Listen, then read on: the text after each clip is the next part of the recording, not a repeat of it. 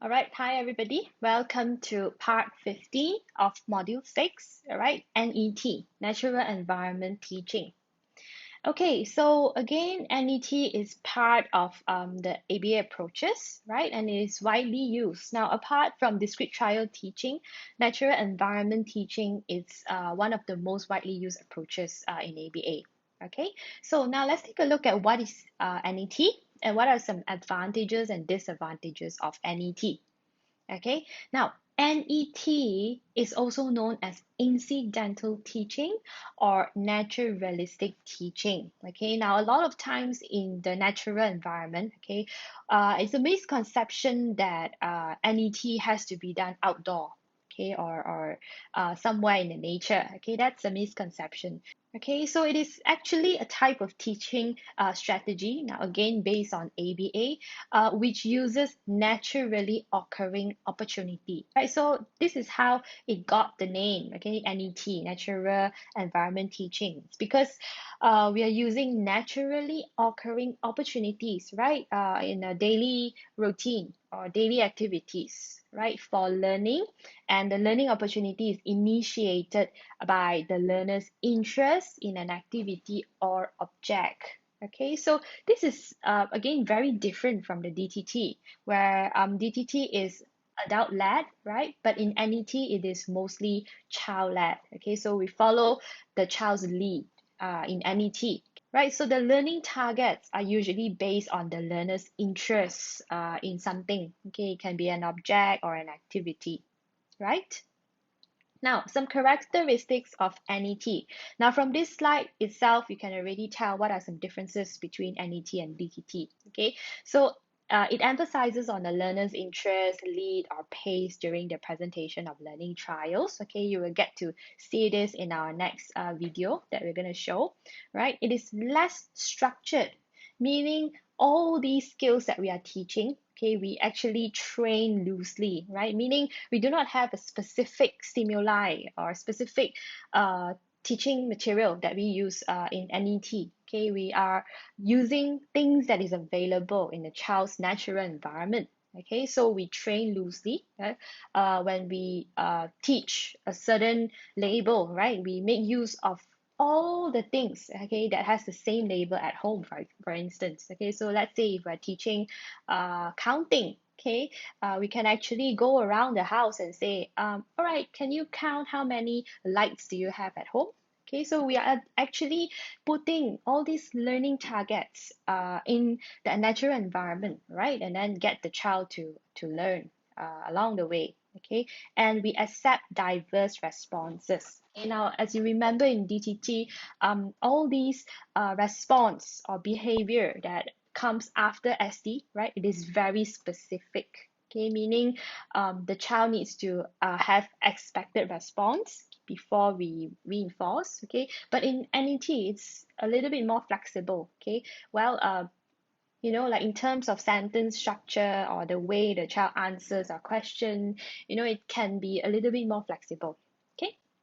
Now the next one, it incorporate natural activities, reinforces and antecedent and consequences. Okay, so because we are following the child's lead, right? So we are using natural activities. Now, again, you can actually set up a fun activity on purpose, okay, just to deliver your learning targets.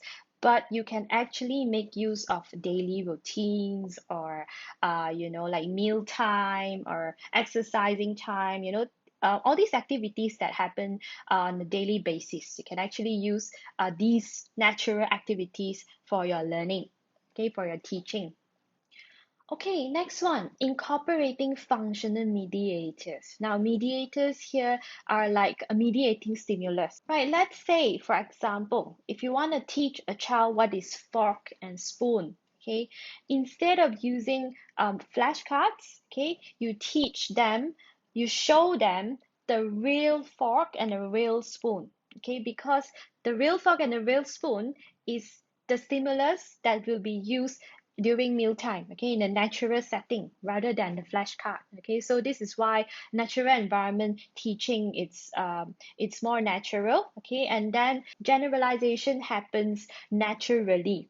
Okay, so it doesn't require us to manually program generalization after they have learned all those different stimuli in their learning. Okay, so all these medium that we use in the intervention setting can be straight away generalized to the natural setting.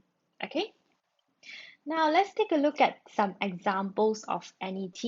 Okay, now most of the time, requesting program, it's mostly done in the NET manner. Okay, because as we know, NET follows the child's pace. And when we look at requesting, okay, we will talk about it when we talk about verbal behavior, right? Requesting, one of the most important antecedent during requesting is actually the MO. Okay, when you want something, you request for it. Okay, it shouldn't the control shouldn't be on the SD. Okay, the MO is, it should be something that is more important than the SD in the mending process, okay, in requesting, right? So this is why requesting is mostly done in the NET manner, right? Because it shouldn't be adult paced. It should be led by the learner instead of the adult when they want to request for something. Okay. Okay, now let's take a look at this video of NET here.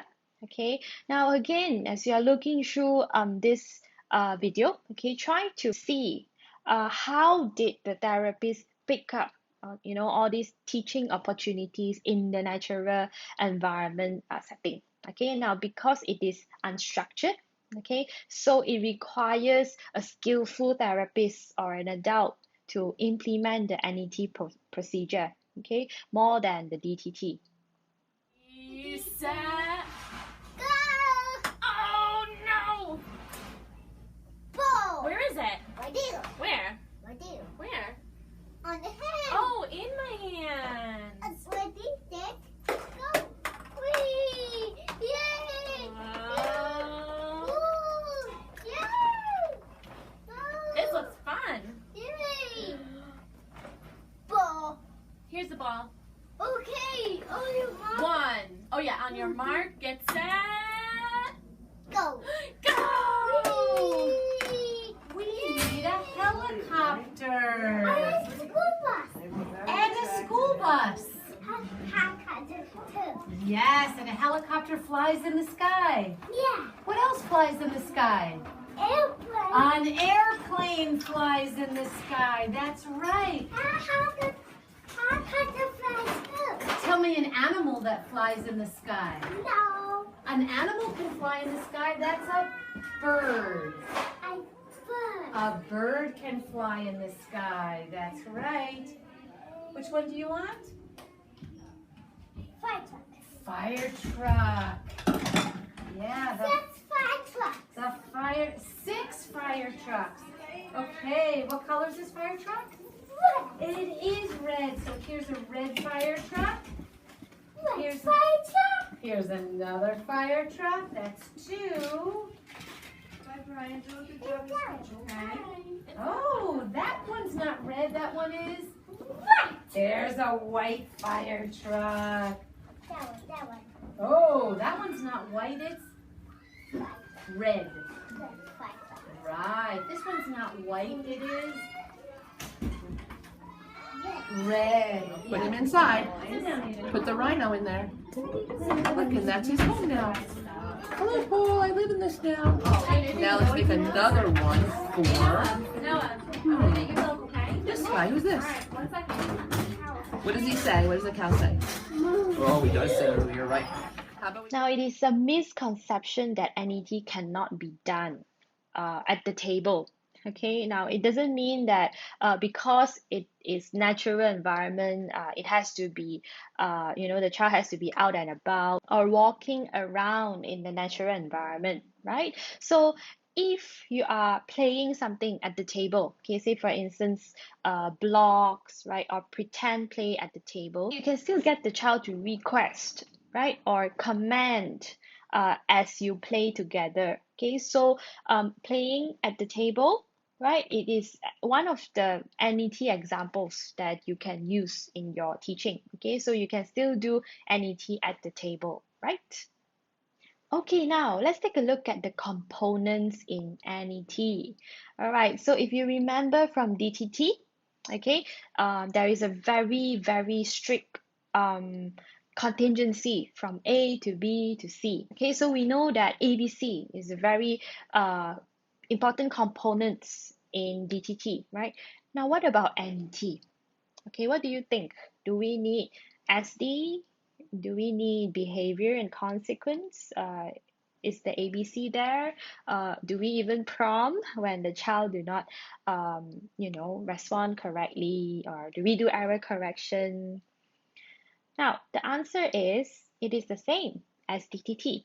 Okay, now what is different between NET and DTT is that NET can be a little bit more flexible. Okay, now in NET, right, the SDs that you use, it is not as straightforward as the ones that you use in DTT, or we say it is not as strict as the ones that you use in DTT. Okay, now SD, it's already in the environment when you are using NET.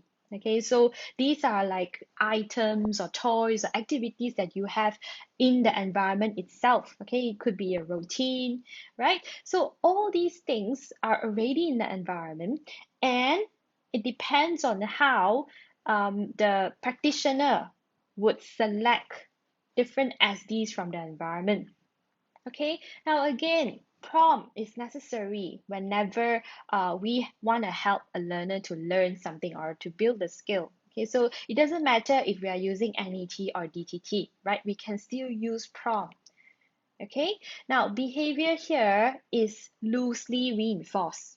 Okay, so this is one of the characteristic of NET, right? We do not need the child to have a specific expected behavior. Okay, so for example, if you're teaching a child how to gain attention, okay, request for attention from someone, right?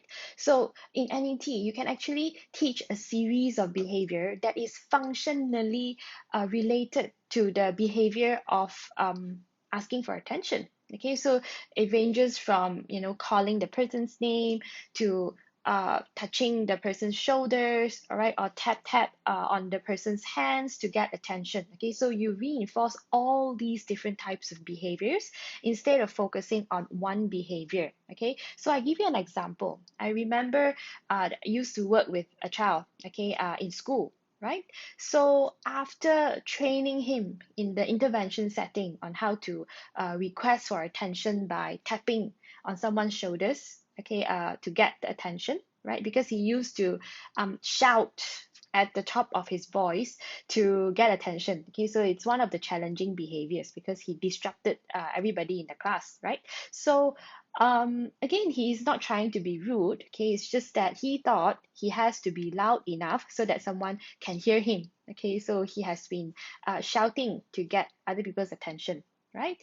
And after intervention, of replacement behavior, so we taught him how to, tap on someone's shoulders when he has to get attention. Okay, and we forgot to help him to generalize. Okay, so one day in school, I saw him jumping next to his teacher.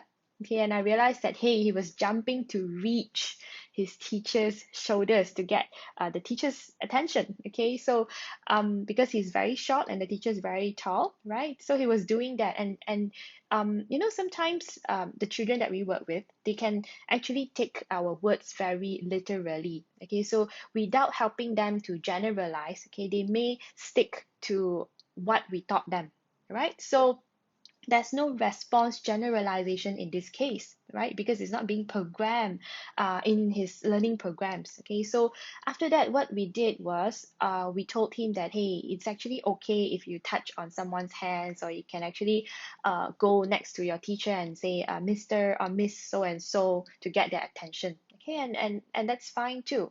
And he went like, oh, I can do that. Okay, so this is an example of how we can actually reinforce, okay, a series of behaviors that are functionally related to each other, right, in NET. So what happens if the child respond incorrectly, right? Like for example, the boy just now who shout and get attention from his teachers or classmates. Okay, we can go through the error correction procedure as well, right? But it may not be as structured as the error correction procedure we use in DTT. Okay, we can probably tell the child in a casual way that, ouch, you're hurting my ears, okay, when you're shouting, right? Why not you try this, okay? And then you prompt them to get attention appropriately, right? So this is an example of the components in NET. Now let's take a look at some advantages and disadvantages of NET. Okay, advantages is that it is the opposite from DTT, where you can actually prevent problem behavior because you are using the learner's motivation, right? You're using activities and items that your learner likes, okay, in the NET, right? It is easy to implement at home or in school by parents, siblings, and teachers, and generalization issue is addressed, okay, again, because you are using real items in the environment, okay, so it is easier for you to generalize it to the real setting straight away, okay, it's in your teaching program already. Okay, so the learner is exposed to natural setting and training extends beyond the training setting. Okay, so it is being generalized easily from the intervention setting to the real setting. Okay, say for instance, home or school, right? But there are also disadvantages of NET. Now, in order to run NET programs, the adult must be well trained because it is actually not easy, okay, to recognize teaching opportunities for someone who is very new to using NET. Okay, because if you are trained in the DTT way, right, everything is being pre-planned, right? You follow the SD, all right, and then there's expected behavior that is written down on the IEP. Okay, but for NET, you have to be very, very skillful, okay, or experienced in order to catch or grasp all these teaching opportunities, right, that happens throughout the whole session.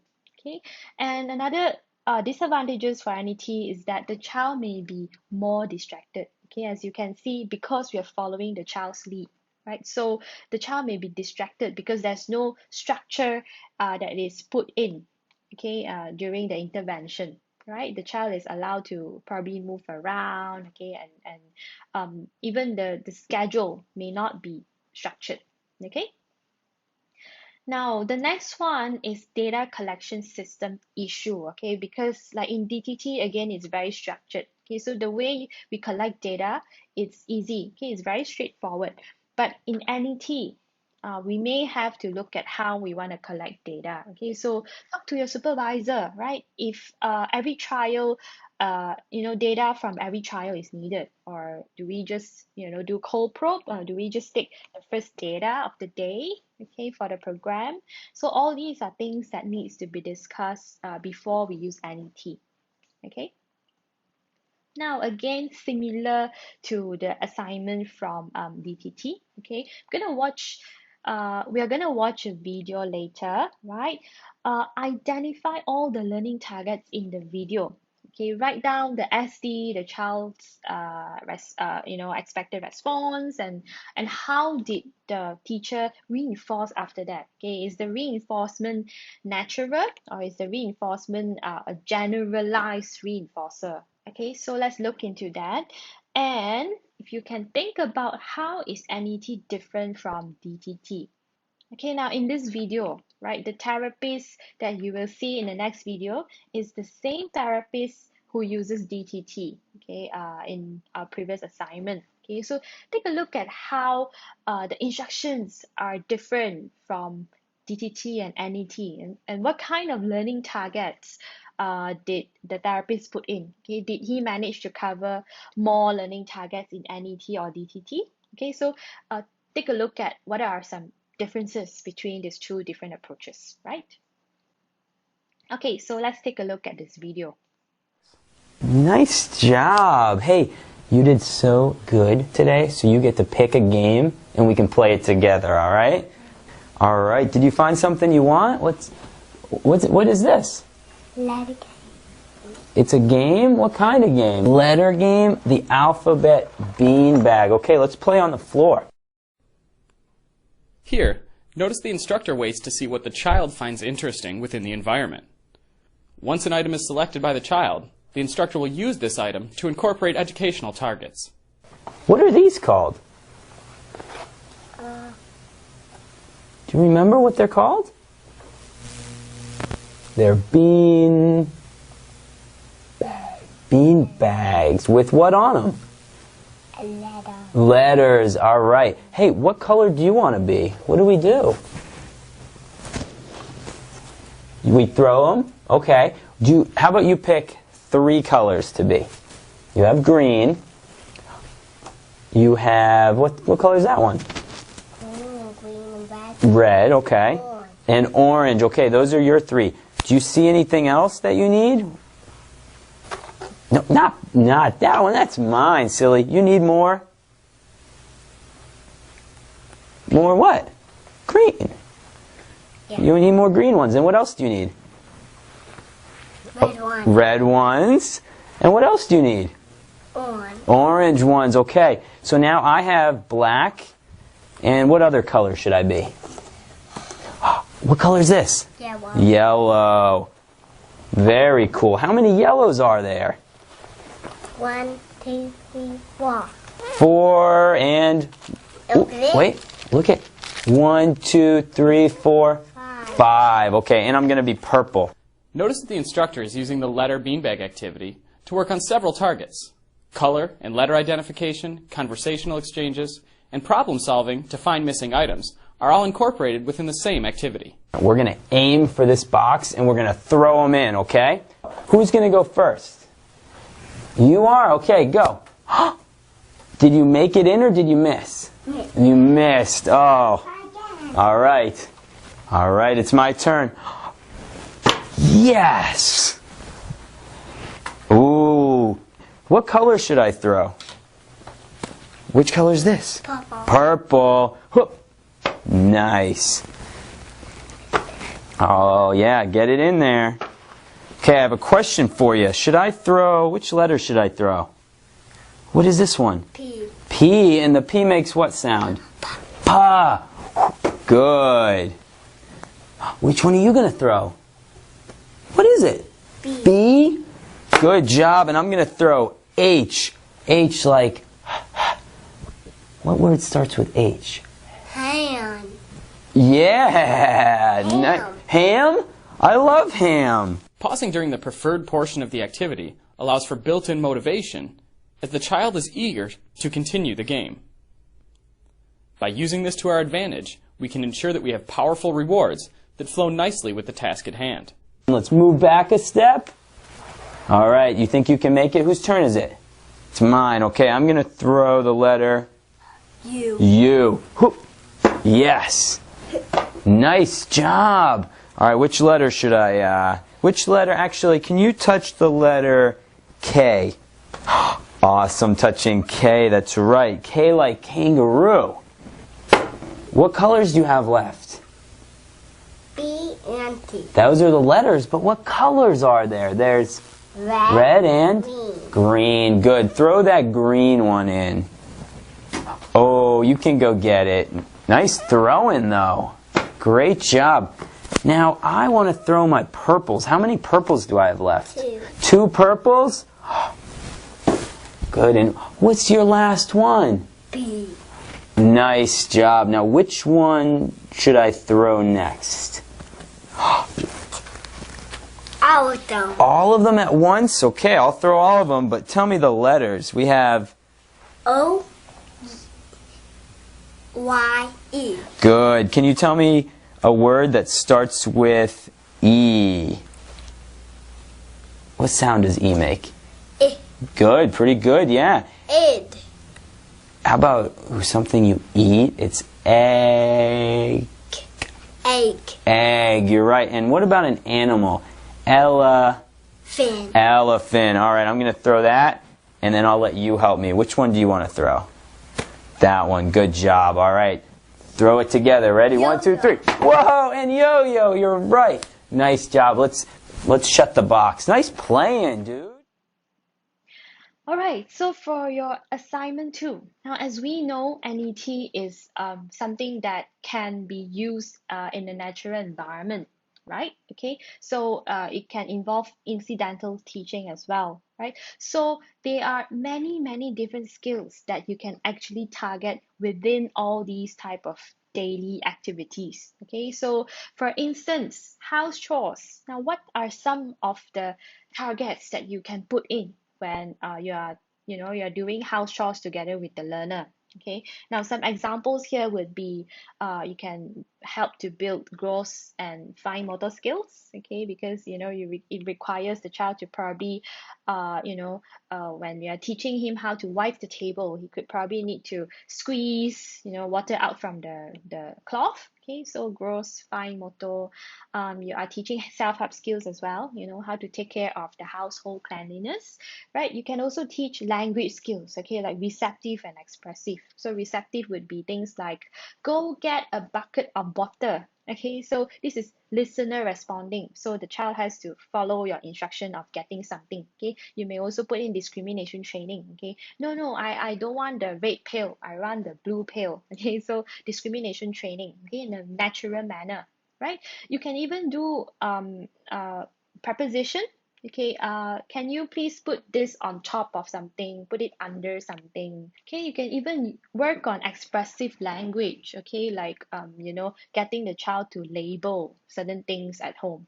Okay, and when you're doing house chores, it requires behavior chain, right? One response lead to the next response, right? So on and so forth. So when you're doing house chores, you're probably incidentally teaching sequencing as well. Okay, let's say, for example, if we want to do laundry, okay, do we pour the soap first, or do we put in the clothes first? Okay, so these are like sequencing. Okay, you can even teach problem solving skill. Okay, like for example, when the child accidentally spill water on the floor. Okay, so what do we do next? What can we do? Okay, so these are problem solving skills. Okay, so many skills that you can target within an activity. Okay, so let's take a look at all these different activities here. Okay, so write down as many skills that you can think of within these activities. Okay, something that you can teach incidentally, right? Now, daily routines here can include things like showering, brushing teeth, exercising. Okay, any routines that happens on a daily basis. Okay, thank you.